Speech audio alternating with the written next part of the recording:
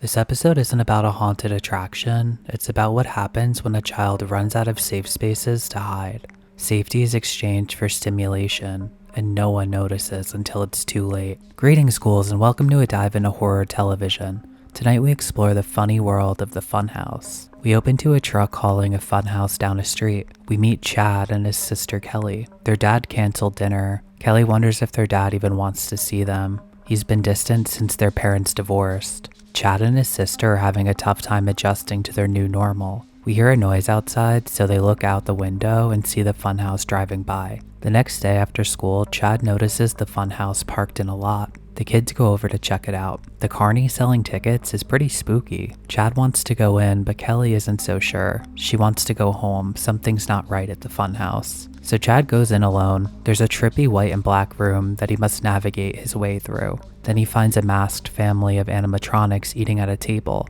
The fake family starts fighting. Chad is all too used to fighting at home, so he hates it. He starts yelling like a maniac at them to stop. Then a bell rings and the lights turn off. When the lights go back on, we see a mallet appear, and it's there so he can destroy the table, which he does without an issue. He goes outside, and his sister was worried about him. He wants to go back inside, but Kelly isn't having it. They'll be late for dinner if they don't go home now, so they go. Mom has to take a work call. Chad makes a scratching noise with his fork on the plate, and it's horrendous. He won't stop either. He's been behaving angry and weird since the funhouse. Kelly threatens to call her dad and tell on him. This annoys Chad, and he starts destroying a family picture with his fork. Something's not right with him, and it's hard to know if it's due to the funhouse or the divorce. That night, Chad goes back to the funhouse way late at night. He destroys the table again with the oversized hammer and yells, "Home sweet home." He goes outside and takes another ticket. This time it's on the house. He runs back through the funhouse, but this time he's trapped in a wacky mirror maze. On one of the mirrors, there's something written in red,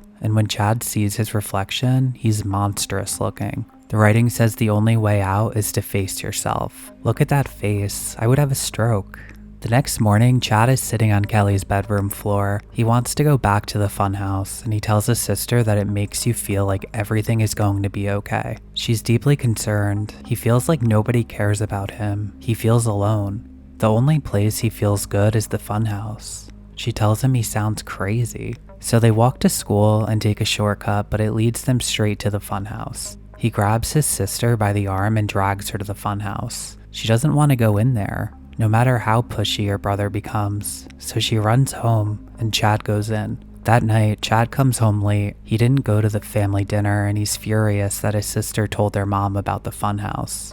Chad runs off to his room. Kelly hears glass shattering. She goes downstairs and the kitchen looks destroyed. Chad made quite the mess and he's laying on the ground when Kelly spots him. Something isn't right with his face, and so he runs off to the funhouse. Kelly asks the carny what the hell happened to her brother, but he says nothing useful.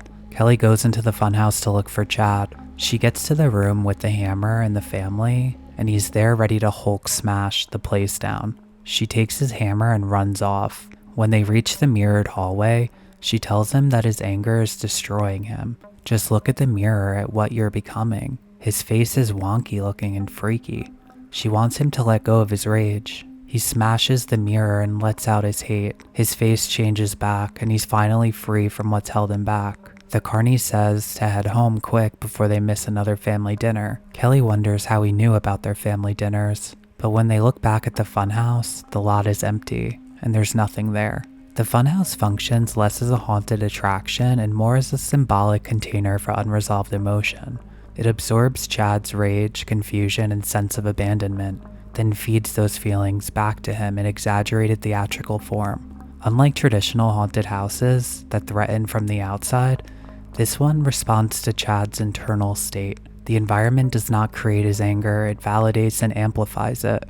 The promise the funhouse offers that everything will be okay is false comfort. It soothes without repairing, offering catharsis without accountability. This mirrors how children sometimes retreat into fantasy, aggression, or dissociation when family systems fracture. The episode carefully situates Chad's transformation within the context of divorce, not as a singular trauma, but as a chronic condition. His father's emotional distance and repeated absence from their lives creates a vacuum of recognition. Chad's anger is not simply misbehavior, it is a response to being rendered invisible. Kelly, by contrast, tries to maintain structure and routine. Her insistence on dinner, punctuality, and normalcy represents an attempt to stabilize a collapsing family narrative. Chad rejects these rituals because they now feel hollow, performances of togetherness without emotional truth. Inside the funhouse, Chad is given permission to destroy. The oversized hammer, the fragile table, and the ringing bell all ritualize violence. Rage becomes productive, sanctioned, and even rewarded. This transforms anger from a painful emotion into a source of agency. This is crucial.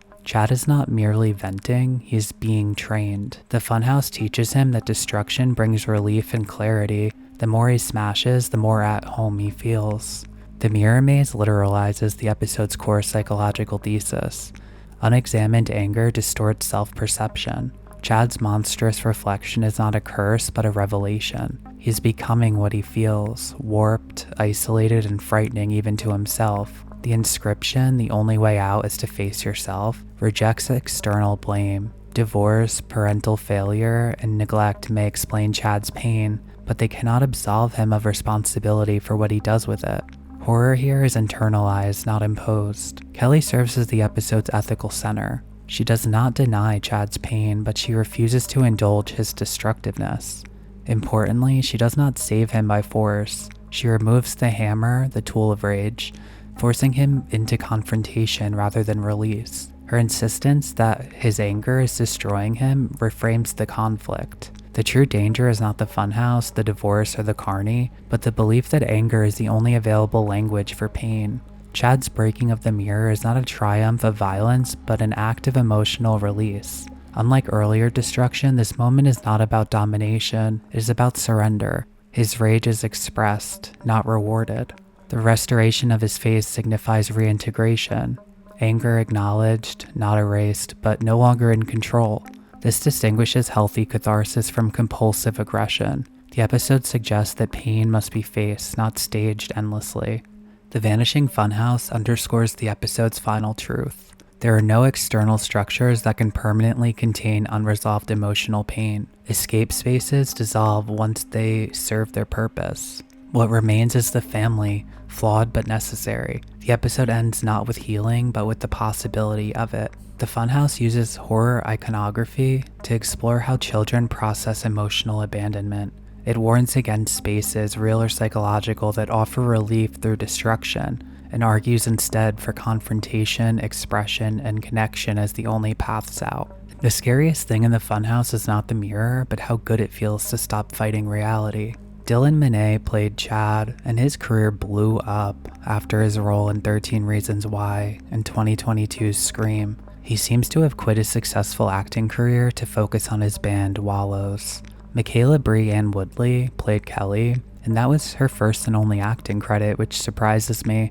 She was exceptionally good here. She works as an animal trainer for film and TV and also has experience working on the production side of the industry. The writers were Eric Patterson and Jessica Scott, who were series regulars. The director was Michael Robison, who has plenty of horror directing credits under his belt. He's directed The Outer Limits from the 2000s, as well as Poltergeist: The Legacy, a TV series from the 90s. Overall, this was a decent episode, and I'll rate it a 7.5 out of 10 for the series. This episode leaves a lasting impression, but it could be spookier. Let me know what you think down below, and remember to be well and stay spooky.